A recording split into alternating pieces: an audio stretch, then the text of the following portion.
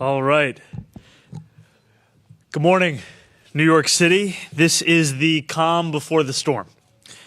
Either late tomorrow evening or early Sunday morning, we are going to see snow start to begin to fall across our city. It will fall and then fall some more. And the forecasts don't always get it right, but what is being predicted right now, whether it's a foot of snow or even a little bit more, would be one of the biggest snowfalls that our city has seen in years. We haven't seen a foot of snowfall in quick succession since nearly 5 years ago.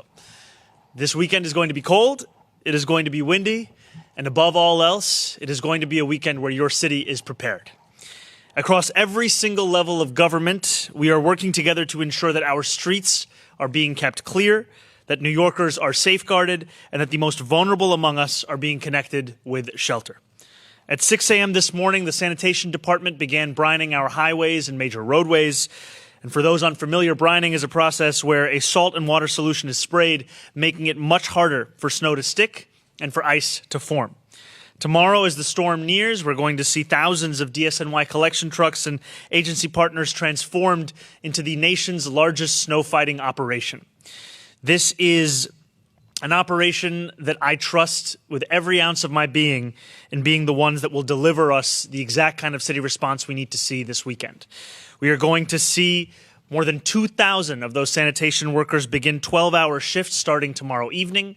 They will salt as soon as we see the first snowflakes hit the ground with 700 salt spreaders. And then as soon as we see 2 inches of snow accumulate, we're going to see 2,200 plows activate across the city. That, by the way, is likely to occur Sunday morning. And all of this is going to be overseen internally by DSNY's Blade Runner 2.0 system, which monitors plowing and salting in real time to ensure that every community, every neighborhood, every part of New York City will be met with the services of this city government. Now, this is a storm that will also bring with it significant amounts of precipitation. It will carry a cold front as well. And that is why we have enacted a code blue now in effect, which has been in effect since last night. This means that homeless services outreach workers have been and will continue to canvass the 5 boroughs so that we are connecting homeless New Yorkers with shelter and bringing them out of the cold. DHS is going to be bypassing the intake operation procedures just to ensure that we are getting people into these shelters as quickly as possible. No one is going to be denied across the city. And finally, while we are still waiting to make a final decision on whether school will be in person or virtual, we will communicate that decision to families by noon on Sunday. That is going to be a decision between in-person learning and remote learning. I have to apologize to the students that were hoping for a different answer. For a traditional snow day, that will not be the case. We will also be canceling PSAL activities on Sunday. Throughout every step of this storm, city government is going to communicate directly to you as New Yorkers. I encourage every New Yorker to join the more than 1 million who have already signed up for Notify NYC. You can do that by texting Notify NYC to 692-692. We will be sending you texts, updates, and alerts, and we will also regularly brief New Yorkers over the course of this weekend. And finally, I want to encourage New Yorkers to do their parts to stay safe this weekend.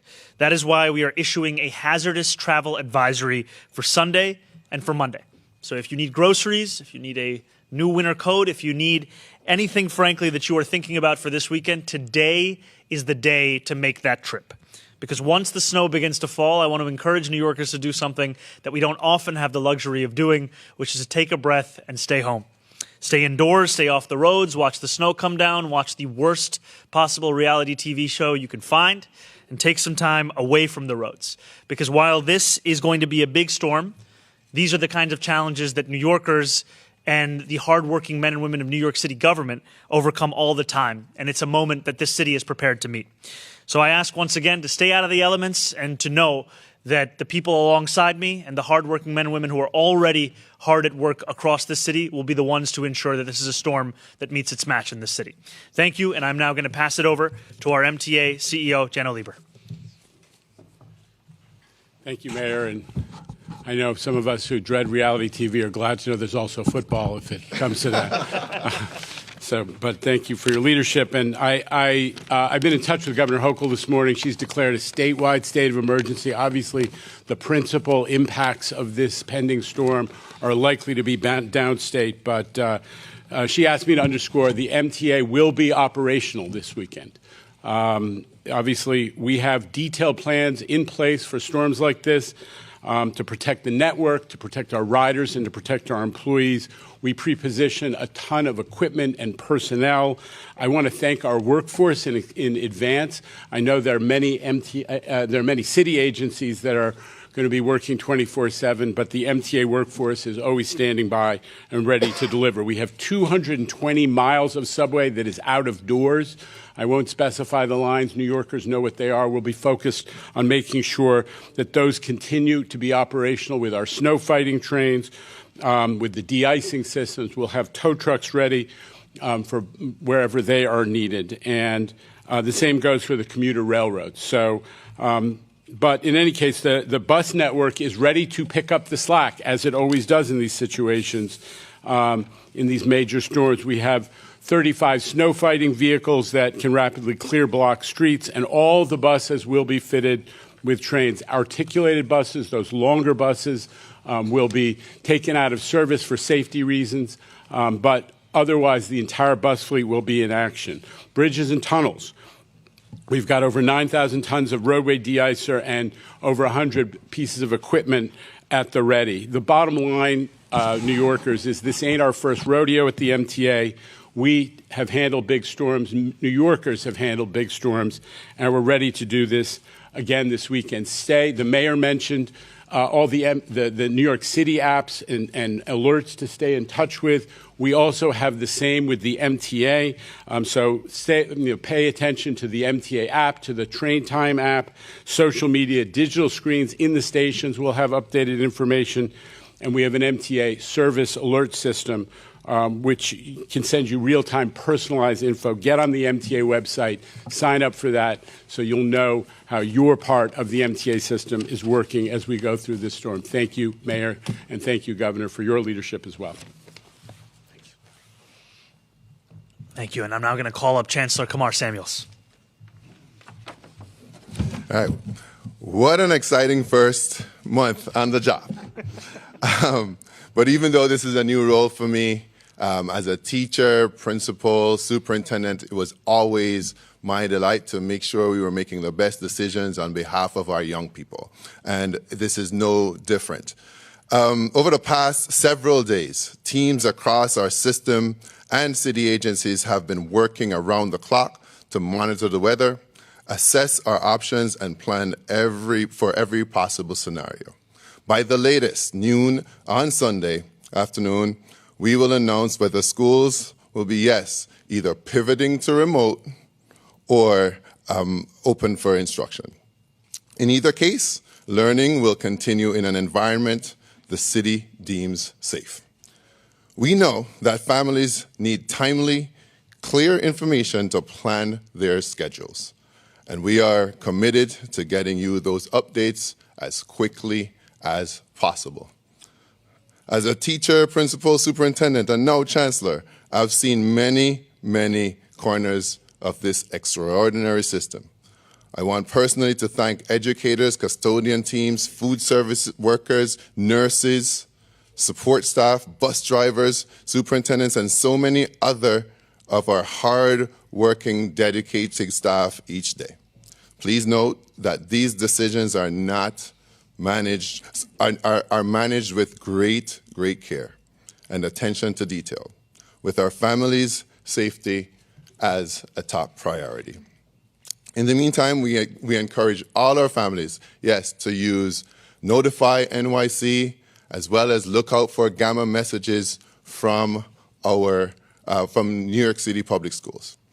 Now, I do want to announce a follow-up to the mayor that PSAL activities are canceled for Sunday. We also have other extended use permits that will be canceled for Sunday, as well as any Sunday academies. So I want to thank you all for your timely responses and encouragement, and say we are ready for whatever eventuality there is. All right, we will take some on-topic questions, please. All right, we'll start with Katie. Go ahead. Oh, hi, Mayor Mamdani. Hey, how's it going, Katie? And for the Chancellor, the last time that schools went full remote, it was a disaster, for lack of a better term.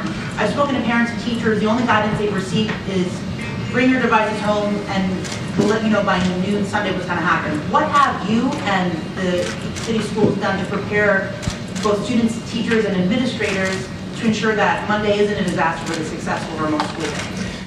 I think the first thing is preparing in advance. And I think one of the issues that many students, teachers, and parents faced last time around was the inability for the system to handle the amount of people who were logging on all at once.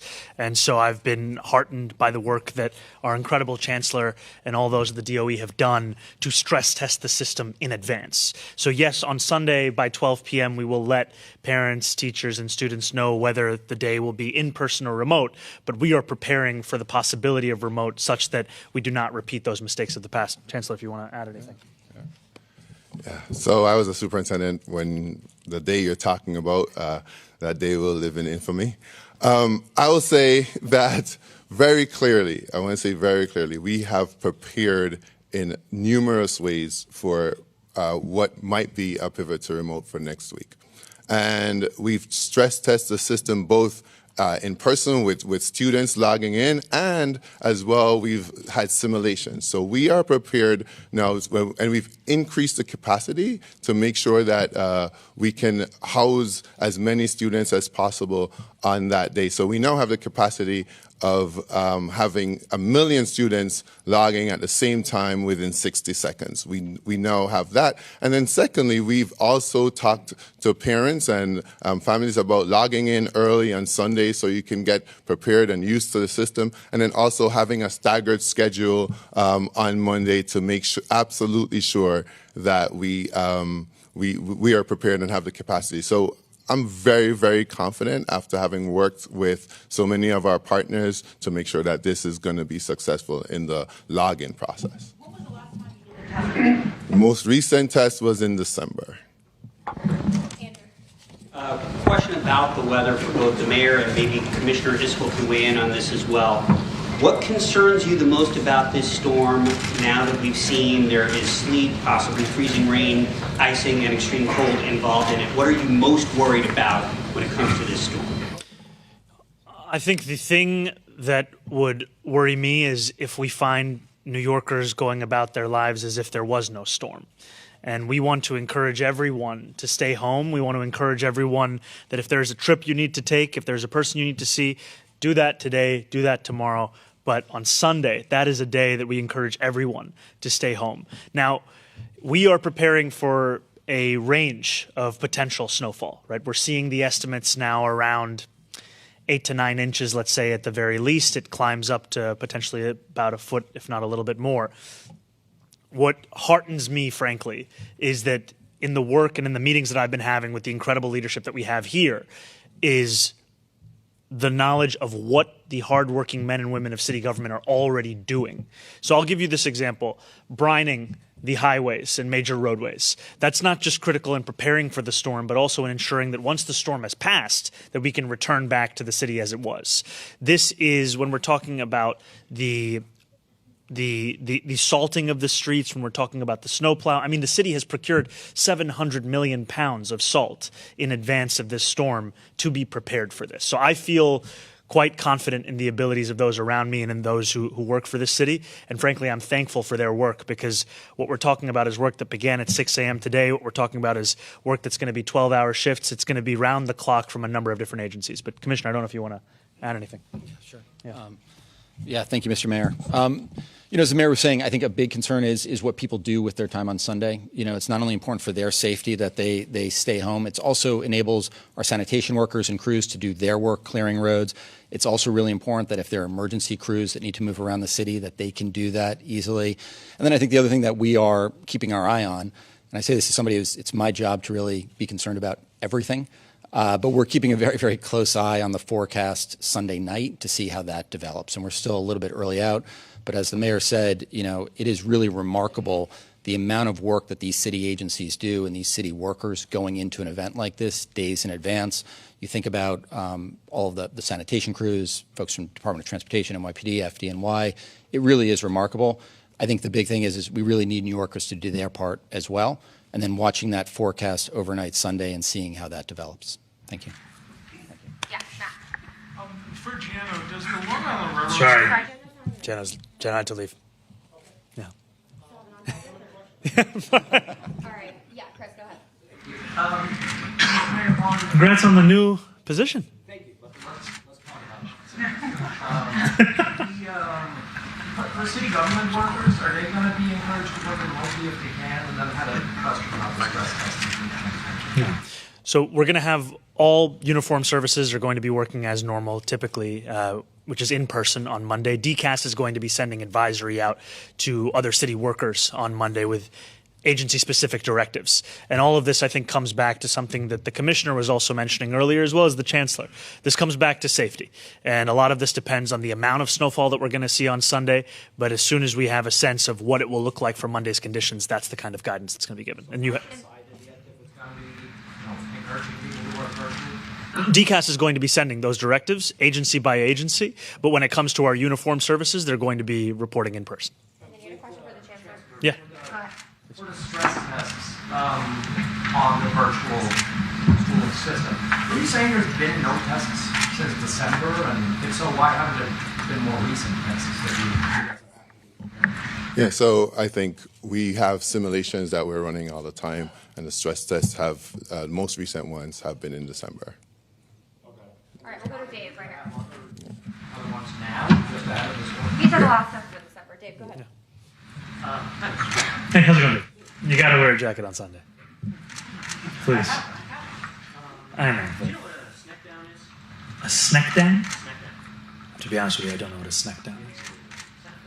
Yeah. So when you have a storm, a snowstorm, snow all comes and it forms kind of the curve extension over snow and everything. And a lot of people say this is an opportunity to, when you see these, to say, I know where you're going. how much space we're wasting, not extending curves, things like that. And obviously there's a lot to do while snow's happening, before the snow happens. But once it's done, is this something you're going to maybe send people around, look at it, and go, these are places where we can curve extensions, these are places where we can take back pieces of the street? Well, I think that this is something now for us to follow up on. I think it is. We are always looking to meet the challenge of this moment and also looking to build out the city that we deserve in the medium and the long term. And I think that one part of your question is also about street safety. And I think that is a critical directive that we have for our DOT is how do we make our streets the envy of the world. And I look forward to any of the medium and long-term lessons we can learn from this weekend about street design beyond just the question of meeting the snows. Thank you. Hey, how's it going? No worries. As for yourself, where will you be on Sunday logistically? How will you be monitoring the storm and the city's response to it? So I'm going to spend a portion of Sunday out with city workers to make sure that we are getting a full sense of both what is being done, but also communicating directly to New Yorkers. And I think this is just another opportunity to say that, we are going to share this message, whether it's through the television channel that a New Yorker turns to, whether it's through the radio that they're listening to, but also we encourage everyone to sign up for Notify NYC. We have about, I think it's 1.3, 1.4 million New Yorkers who are currently signed up. We want to get that number up so everybody gets those updates. And then my job is to make clear that this is a city that's prepared and then to keep in close contact with not only the leaders that you've already heard from, but also my deputy mayor who is really not only running the entire operations, but is staying close at hand with any of the updates. Yeah. Marcia, go ahead. Marcia. Mr. Mayor, I wonder if I could ask you a question. Historically, mayors have been judged by how they handle snow. And I wondered if you've looked at the mistakes made by some of your predecessors. You've seen any pitfalls you'd like to avoid and how it's going to affect how you handle this snowstorm and how you want to be judged by New Yorkers afterwards. I think one of the key directives that I've both given myself as well as the team around me is that we will over-communicate with New Yorkers. We are going to tell you at every instance when we have new information about this storm what it is. So initially, I'll give you an example. The forecast, It said it could be as little as 3 inches of snow. It said it could be as much as 16 inches. Now we're seeing that forecast start to narrow a little bit. Now we're seeing the minimum number closer to about 8 or 9 inches. We're seeing the maximum number still be a little over a foot. But we're going to get that message out there because I think that this is a time where we want to make sure that city workers have every ability they can to deliver on their job.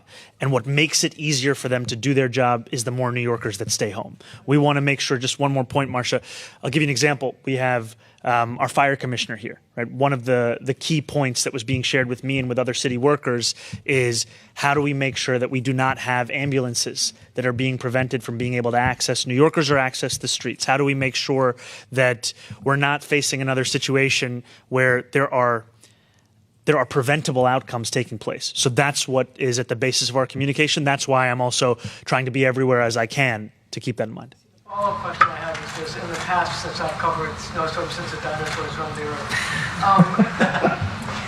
there have been instances where ambulances couldn't get through, buses couldn't get through, streets were not plowed, so that some streets, like for example under de Blasio, some streets were plowed to the tar, and then other places didn't get plowed at all. So do you have a plan to make sure that there's equal plowing in all 5 boroughs so that no community can say, you missed us? Yes. We absolutely do. And that's part of the conversation we were just having. New Yorkers can actually stay up to date. I think it's with Plow NYC, which is the public-facing information portal around the plowing patterns across the city. Internally, we have something called Blade Runner 2.0. And this is to ensure that no New Yorker is made to feel that depending on the zip code or their neighborhood, they're going to receive a different level of service. You're going to receive the same level of service across the city. And I think the other portion of this is we're talking about, with DSNY, the largest snow fighting operation in the entire country. We're talking about the transformation of collection trucks into ones that can both salt this city. We're talking about 700 of those trucks, and then we're talking about 2,200 plows. So all of this together, it's what gives me the confidence that we're going to see a city that will meet the moment, no matter if it's 8 inches of snow, 13 inches of snow. I will say that one thing that a number of New Yorkers have shared with me is we seem to have large snowstorms every 10 years. It was 96, it was 06, it was 16, it's 26. We're going to be ready. Yeah, right here, go ahead. Hey there, how are you? Hey, how's it going? Good, good.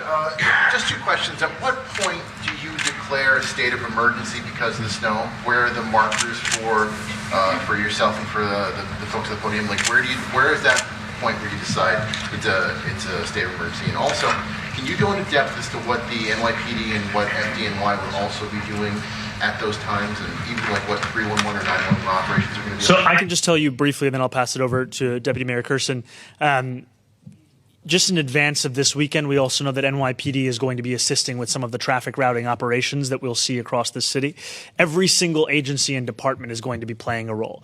You know, for example, DSNY is taking the lead on the snow plowing, but that doesn't mean that the Parks Department is not also going to be assisting in some of that work. I'm going to pass it over to DM Kirsten for some of the additional remarks. Our emergency declarations largely allow for restricted traffic, so we'll be monitoring roadway conditions and then determining if those additional restrictions are necessary. We have those materials drafted and are ready to go if we start to see that those conditions warrant an emergency declaration. We'll go Kelly right here and then Timmy. Go ahead. Hi, Mr. Mayor, over here. Hey, hi, Kelly. Good. I wanted to ask you, in response to Marcia's question, previous mayors have underestimated how much snow we've gotten, and that has left them a little flat-footed.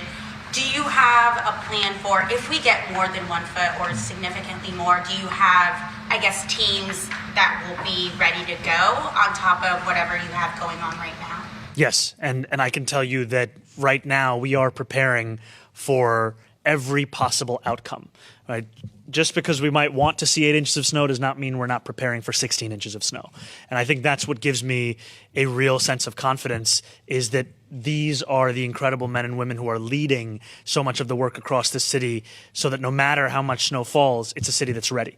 And I think the other part of this is just to explain part of the reason why we're not making a determination until Sunday at 12 p.m. about whether school on Monday will be in person or remote is precisely because of the range in forecast. We take it very seriously when we call for a remote school day because we know that it has an impact on parents' lives. So we want to both be respectful of their lives and give them enough time to make the plans if necessary for a change on Monday. Yeah, we'll go to Timmy and then Liz. I had a question about the remote learning. Obviously, I can see the argument for not wanting to cancel school that creates the need for childcare for thousands of kids. But if the kids are already at home, what is the benefit of forcing them to be on the laptop, requiring parents to oversee them and keeping them engaged as opposed to enjoying life's rare joys? I'm not going to contend that a snow day is not one of life's rare joys. I will tell you that growing up in the city was one of my favorite memories. To be very clear and direct with New Yorkers, we are also bound by state law that requires 180 days of instruction.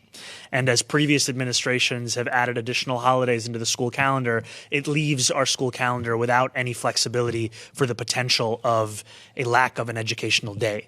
So if it is too much snow to call for students and educators to come to school, that's what also pushes us to require remote learning to take place from home. Liz, go ahead. Hi, Liz. How are you? I wanted to follow up on that question. Please. What is your opinion of remote learning? And were it not for the restrictions of the calendar, let's say you had the flexibility and you could have given kids a snow day, would you have? I guess I'm trying to ask, is it really the end of traditional snow days in New York, or can you see another time where, barring the calendar, the school calendar, you would be willing to grant kids a day off? I will not stand here and say that it's the end of anything. I will tell you that for Monday, however, these are the two options. And I think that there is, we will operate under the constraints as we have from the state, but we are also in the knowledge that those are constraints that could change at some point in the future. I'll add if the chancellor wants to add anything.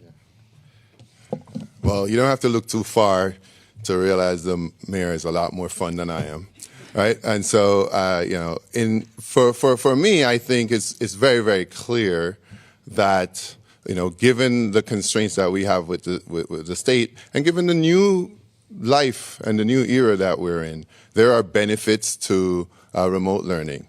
And I might offer that folks might begin to think about this as reimagining what the snow day looks like. No one is asking kids to be on a device for 6 hours and 20 minutes, right? And so we have to be flexible in our approach. Some learning will be synchronous, some will be asynchronous. You can still have your hot chocolate, you can still go out and enjoy the snow, but we really want to make sure that, especially since the pandemic, our children have missed more school than they did before, and we want to make sure that instruction continues even when it's disrupted by weather, or attempted to be disrupted by weather patterns. All right, we've got time for one more. Hannah, go ahead. I know Jenna's not here, but I'm wondering, is there a certain amount of snow in which, the MTA has prepped you that there will be significant delays to go down? Is there a threshold in the amount of snow, 8 inches? What we've heard from the MTA is that they're prepared for any potential eventuality across the spectrum of snowfall that we've been briefed on. And I think that is something that, whether it's the trains, whether it's the buses, we are talking about a system that can handle this and a system that is prepared. Thank you. Thank you guys so much. All right, let's take one more and then we have to go. Yes. Go ahead. What does the capacity look like given the cold blue right now? I mean, is there enough space in shelters to safely house people who are going to be taken in from the cold? So what does that look like? Absolutely. There is enough capacity for homeless New Yorkers, and I want to say thank you to the city workers at our Department of Homeless Services who have been doing the work of actively canvassing homeless New Yorkers wherever they may be across New York City to get them into whether it's single unit beds or stabilization beds. And the most important thing is getting homeless New Yorkers off the streets, out of the cold, into shelter. And that's why, as we've been briefed, we are seeing DHS saying, the standard operating procedures of intake and all the different forms and procedures we have to go through, those are being put aside for a moment of a code blue. Because right now, we're not just talking about snowfall, we're talking about cold. And these are things that if left together without any kind of a city response, the consequences could be significant. And so what we want to do is keep every single New Yorker safe. That includes homeless New Yorkers. Thank you for your question. Well,